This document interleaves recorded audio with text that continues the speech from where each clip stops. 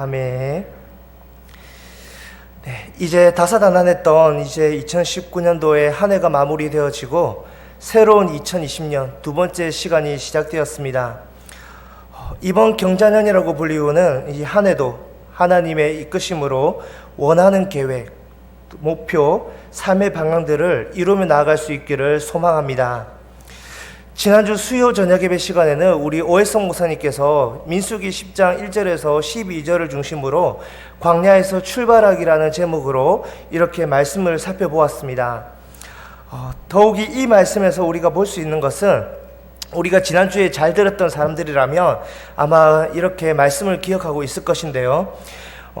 이 과거 이스라엘 백성들이 애굽이라는 나라를 떠나 그들이 광야에서 길을 떠날 때에 하나님께서 이 지도자인 모세에게 명하여 친히 제시하신 방법이 바로 은나팔 둘을 만듦으로써 이 나팔 소리의 신호에 따라 행진을 할 것인지 아니면은 또는 해중을 모으거나 또는 압박하는 대적을 치러 나갈 것인지를 명백히 제시하여 주는 이 하나님의 세밀하신 계획이라는 것을 우리는 보게 합니다.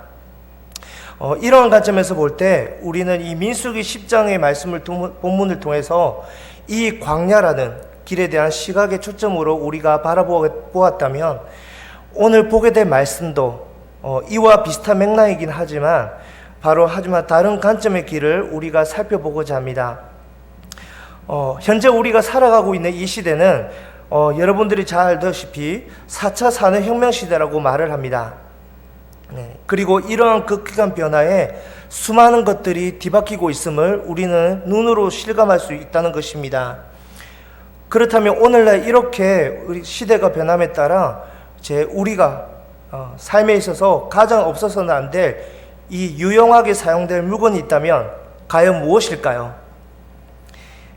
그것은 아마 우리 일반 성도님들도 마찬가지고 정말 우리가 흔히 사용할 수 있는 또 우리가 너무나 잘 알고 있는 바로 내비게이션일 것입니다.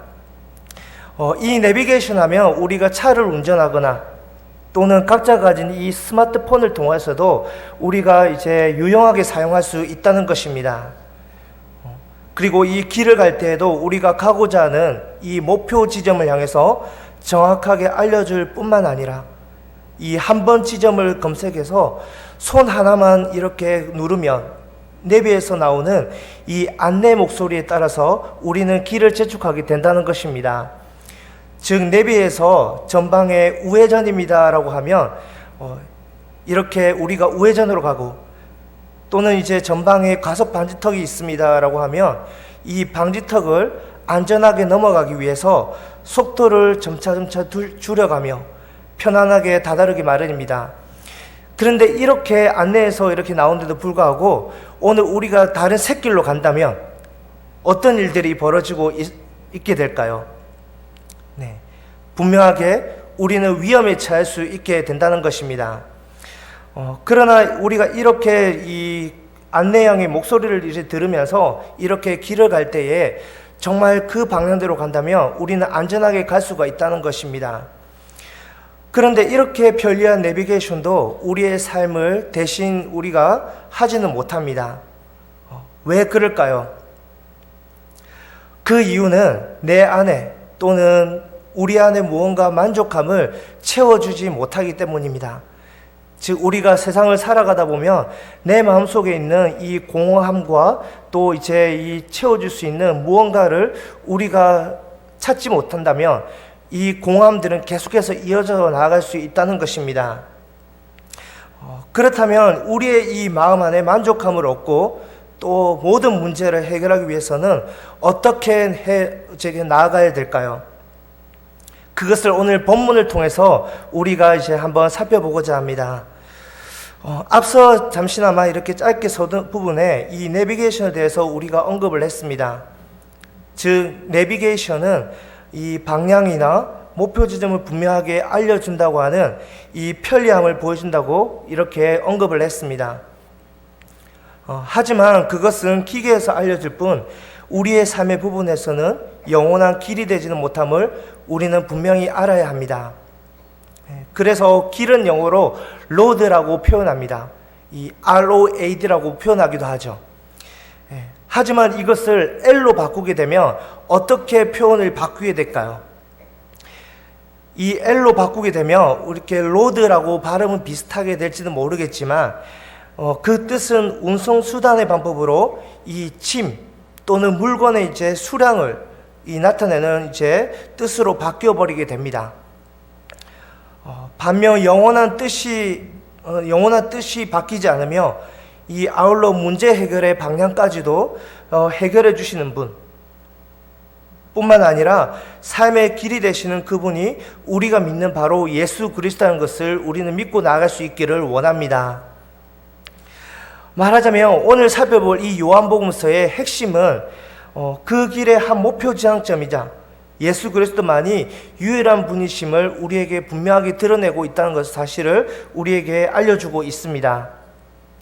그래서 요한복음서의 가장 핵심은 바로 우리에게 또 다른 표현으로 이 독수리 복음이라고 하고 또는 설교 복음서라고 이렇게 말을 합니다. 또한 이 요한복음서의 핵심은 우리가 이제 세부적으로 들어가게 되면 요한복음서의 가장 핵심은 예수 그리스도 안에 있는 영원한 생명의 삶의 주제를 우리에게 제시하고 있습니다. 즉 이것을 영어로 표현하게 된다면 이렇게 표현할 수가 있습니다. Eternal life in Jesus Christ. 예수 그리스도 안에 있는 영원한 삶을 우리에게 말할 수 있다는 것입니다. 더욱이 오늘 본문에서는 예수님께서는 하나의 사건을 우리에게 암시해 주고 있다는 것을 우리에게 분명하게 드러내 주고 있습니다. 즉 이 사건이 우리가 너무나도 잘 알고 있는 바로 나사로의 죽음의 사건이라는 사실을 우리는 본문에서 볼 수가 있다는 것입니다. 우리에게 이 나사로 하면 먼저 떠오르는 또 다른 반전 인물이 떠오를 수가 있습니다. 바로 이제 예수님께서 한 마을에 방문했을 때 그들을 맞이했던 이 마리아와 마르다라는 여인을 우리는 분명하게 떠오를 수가 있어야 합니다. 이 마리아와 마르다와 마르다 어떻게 보면 이 나사로의 죽음 사건과는 아무런 전혀 연관성이 없어 보이겠지만 그러나 그렇지가 않다는 것입니다. 말하자면 이 마리아와 마르다라는 이 이야기의 연결을 통해서 그의 오빠의 죽음을 이렇게 연결시켜주는 하나의 매개체로 이렇게 우리가 살펴볼 수가 있어야 한다는 것입니다. 그리고 이 말씀을 통해서 예수님께서 우리에게 가장 자신이 큰 핵심을 우리에게 전달하고 있다는 놀라운 표현을 우리에게 알려주고 있게 됩니다. 이제 이 마리아와 마르다, 마르다와 마리아라는 인물에 대해서 우리가 좀 더 한번 살펴보도록 하겠습니다.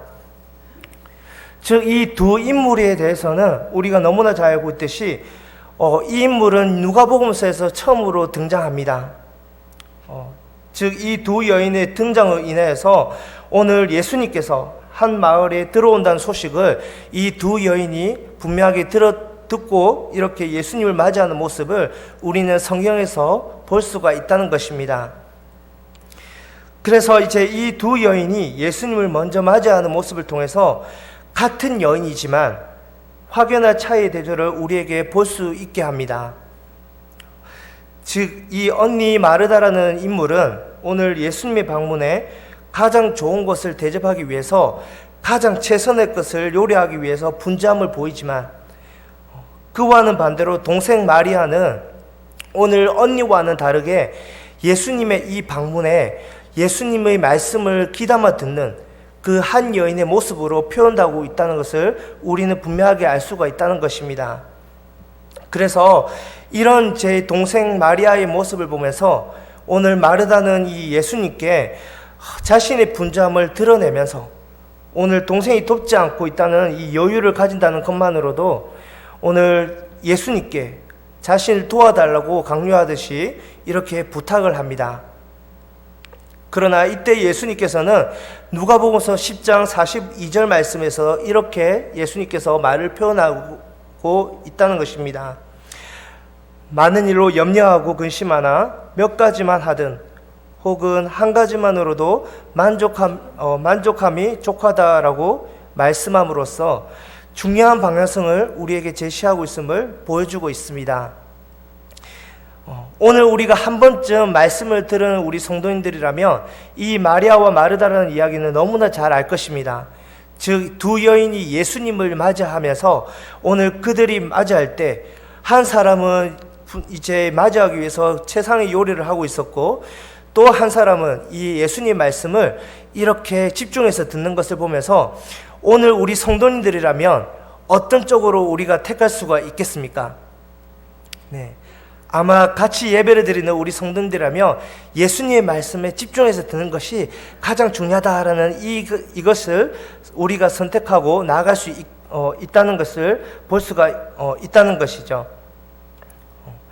다시 말하자면 이 예수님의 핵심은 한 가지에만 편애되는 삶이 아니라 오늘 주어진 일에 있어서 그 한 가지만이라도 자신이 선택한 것들에 대해서 기쁨을 누리는 삶 자체가 중요한 기름을 우리에게 제시하고 있다는 것입니다. 그 이후에 오늘 말씀에서는 이 마르다와 마리아에게 가장 아끼는 오빠인 나사로가 등장한다는 것입니다. 즉 나사로는 오늘 그가 처음부터 등장할 때 정말 좋은 모습으로 등장하면 좋겠지만, 이 나사로는 분명하게 본문에서는 바로 죽은 지 나흘 만이라고 이렇게 표현하고 있다는 것을 오늘 우리가 요한복음 11장 17절 말씀에 이렇게 기록되어 있습니다. 예수께서 와서 보시니 나사로가 무덤에 있은 지 이미 나흘이라 라고 이렇게 기록하고 있다는 것입니다. 하지만 이 나사로의 이 죽은 지 나흘이 지난 시일에서 예수님께서 이 마르다와 마리아를 한편으로는 위로해 주기 위해서 또 그 오빠의 소식을 듣고서 이렇게 다가오게 되는 예수님의 모습을 우리는 볼 수가 있습니다. 즉 19절과 20절 말씀에 이 많은 유대인들이 그들을 위로하러 나아가는 반면에 예수님도 이제 그 마르다와 마리아를 위로해 주기 위해 또 그 오빠의 죽은 소식을 듣고서 이렇게 나아가기 위해서 이렇게 다가오는 예수님의 모습을 우리는 분명하게 볼 수가 있습니다. 그렇지만 이때 맞이하면 앞서 예수님을 영접하는 두 자매의 모습과는 대조되는 말씀으로 오늘 요한복음서에서 역시나 두 여인 중에 누가 제일 먼저 나섰냐며 이 마르다라는 여인이 주께 묻기를 이렇게 말을 하고 있습니다. 주께서 무엇이든지 하나님께서 구하시는 것을 하나님이 주실 줄을 아나이다 라고 이 질문함으로써 과거에 예수님께서 이 자신의 동생에게 일손으로 도와달라고 부탁하던 이 마르다의 반복적인 모습을 다시 한번 보게 합니다. 바로 이 본 말씀에서는 오늘 예수님께서 이 마르다의 의지와는 상관없이 예수님은 자신의 앞날에 대한 비유를 들어가며 가장 핵심적인 말씀을 우리에게 들려주고 있습니다. 오늘 그 말씀이 우리가 이 요한복음 11장 25절 말씀이라는 것이죠. 예수께서 이르시되 나는 부활이요 생명이니 나를 믿는 자는 죽어도 살겠고 라고 이렇게 기록을 하고 있습니다. 또 그뿐만 아니라 오늘 26절 말씀에 나를 믿는 자는 영원히 죽지 아니하리니 이것을 내가 믿느냐라고 예수님께서 분명하게 우리에게 말씀을 하고 있습니다. 이 구절을 쉬운 영어로 표현하자면 이렇게 직역을 할 수 있습니다. I am the resurrection and the life of those who believe in me if through they died like everyone else will live again. 네. 그리고 26절 말씀에는 Do you believe this? 라는 하면서 오늘 이것을 직역을 하고자면 나는 부활이요 생명이다. 나를 믿는 사람은 설령 죽는다 해도 살 것이며 라는 뜻을 지니고 있습니다. 네. 그래서 오늘 우리가 중요하게 생각해야 할 것은 예수님께서 분명하게 내가 나를 믿느냐라고 이렇게 말을 하고 있는 이제 예수님의 모습을 우리는 기억을 해야 합니다. 즉 이것이 오늘 우리의 삶에 있어서 믿어야 하는 핵심이 담겨 있다고 볼 수가 있습니다. 놀라운 것은 예수님은 오늘 내가 믿느냐라고 이 질문에 이렇게 강함을 던지고 있다는 사실입니다. 만약 오늘 여러분들에게 예수님께서 너는 나를 믿느냐라고 이렇게 질문하셨을 때 오늘 여러분들의 삶의 고백은 얼마나 주님 앞에 담대하게 고백을 하고 나갈 수 있겠습니까? 저도 이 말씀을 준비하면서 예수님께서 내가 나를 믿느냐라고 이렇게 말씀을 하신다면 나는 과연 몇 프로 정도를 믿을 수가 있는지 이렇게 생각을 해보게 되었습니다. 오늘 우리 사랑하는 성도님들도 정말 예수님께서 이렇게 질문하셨을 때 정말 100% 이렇게 믿고 나갈 수 있는 믿음의 성도들 되어지기를 간절히 원합니다. 그리고 이제 곧바로 예수님께서는 이 27절 말씀에 그에 대한 답으로 이렇게 말씀하고 있습니다. 주는 그리스도시요 세상에 다시 오시는 하나님의 아들이신 줄 내가 믿나이다 라고 여기서는 이 마르다가 고백을 하고 있습니다. 특히 이 말씀은 우리가 가만히 곰곰하게 생각해 볼 때에 오늘 이 마르다의 고백은 과거에 이 베드로가 고백했던 고백과 마찬가지입니다.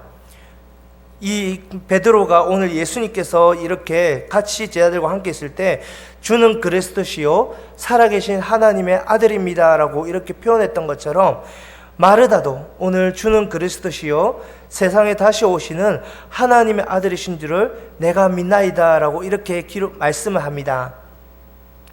지금 오늘 이렇게 마르다를 통해서도 다시 한번 고백되어지므로 예수님께서는 그 의미로 오늘 죽은 나사로가 오래되셨음에도 불구하고 오늘 예수님께서 죽은 나사로가 다시 살아나시겠다고 이렇게 말씀을 하고 있다는 것입니다. 즉 나사로를 살리는 놀라운 기적 같은 일들을 오늘 예수님께서 베푸신 것뿐만 아니라 삶의 구원의 은혜까지도 주심을 우리는 분명히 보아야 한다는 것입니다. 이제 말씀을 맺도록 하겠습니다. 오늘 우리가 이 요한복음서의 핵심을 통해서 앞서 얘기했던 것처럼 예수 그리스도 안에 있는 영원한 생명의 삶을 우리에게 내포하고 있다는 사실을 우리는 믿고 나갈 수 있어야 합니다. 또한 오늘 이 말씀 시작 전에 우리가 계속해서 키포인트로 이렇게 말씀했듯이 오늘 첫 서두에 내비게이션을 소개하면서 이 내비게이션은 특별히 목적 방향성을 알려주지만 우리의 삶의 방향을 해결해주지 못한다고 했습니다. 즉 우리에게 내비게이션은 마르다가 고백하듯 영원한 삶이자 또 세상에 오신 하나님의 아들인 예수 그리스도 또 나는 부활이요 생명이신 이 하나님의 생명임을 선포하신 그분만이 오늘 해결자이심을 믿고 나아갈 수 있기를 원합니다. 또 오늘 제 한 주간을 살아갈 때에 오늘 나의 마음속에 또 우리가 해결하지 못했던 부분까지도 하나님께서 이 모든 것을 해결해 주시고 영원한 생명을 선포하시고 또 그 선포하심을 믿고 나갈 때 오늘 100% 이제 하나님을 고백하며 나갈 수 있는 사랑하는 오늘 우리 별빛처럼 빛나는 또 사랑하는 강성의 성도님들 되어지기를 주님의 이름으로 축복합니다.